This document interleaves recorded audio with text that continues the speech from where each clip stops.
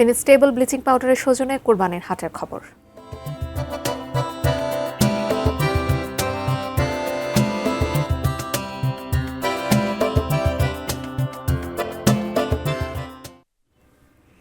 গাইবান্ধায় জমজমাট হয়ে উঠেছে কোরবানির পশুর হাট। সকালের দিকে ক্রেতা বিক্রেতা কম থাকলেও দুপুরের পর হাটগুলোতে বাড়ছে বিক্রি। গাইবান্ধার মাঠের বাজার হাট থেকে বিস্তারিত জানিয়েছেন আমাদের গাইবান্ধা প্রতিনিধি রবিউল ইসলাম। ঈদুল আজহার আর মাত্র 3 দিন বাকি। এর মধ্যে গাইবান্ধার যে পশুর হাটগুলো রয়েছে সেই পশুর হাটগুলো কিন্তু একেবারে জমজমাট ভাবে কিন্তু বসেছে। তো আপনাকে একটু জানিয়ে রাখি, এবার কিন্তু গাইবান্ধায় অস্থায়ী এবং স্থায়ী মিলে 32টি পশুর হাট এরকম কুরবানির পশু কিন্তু এরকম বেচা কিনা হচ্ছে।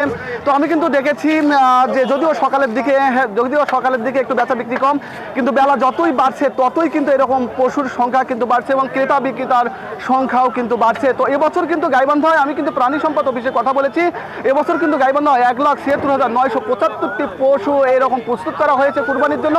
কিন্তু গাইবান্ধা কিন্তু চাহিদা রয়েছে 1,37,500 পশু এবং প্রাণী সম্পদ অফিস থেকে আমাকে কিন্তু এও বলা হয়েছে যে এই যে পশুর হাটগুলোতে কিন্তু তারা এরকম মেডিকেল টিম গঠন করেছে যাতে করে কোনো প্রকারের জন্য এরকম অসুস্থ পশু যেন ক্রয় বিক্রয় না হয়।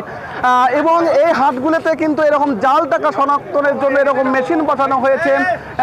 এবং আমি কিন্তু এরকম ক্রেতা বিক্রেতার সঙ্গে কথা বলেছি এবং বিক্রেতা যেটি বলছেন যে তারা আসলে খুব কম দাম পাচ্ছে এবং বিক্রেতারা কিন্তু বলছেন যে এই যে গোখাদ্যের যে একটা দাম সেটি আসলে বেশি, যার কারণে কিন্তু তারা আসলে এরকম কম দাম পাচ্ছে। কিন্তু ক্রেতারা কিন্তু আবার উল্টো কথা বলছে, ক্রেতারা কিন্তু বলছে যে পর্যাপ্ত দাম কিন্তু এবার এরকম পশুর হাটগুলোতে, যেহেতু আর 3 দিন আছে, আজকে কালকে মিলেও কিন্তু আসলে এই যে যতই দিন যাবে ততই কিন্তু এই যে কেনা বেচার যে পরিমাণ সেটি কিন্তু বাড়বে। তো এই ছিল আমার কাছে গাইবান্ধার পশুর হাট থেকে সবশেষ তথ্য।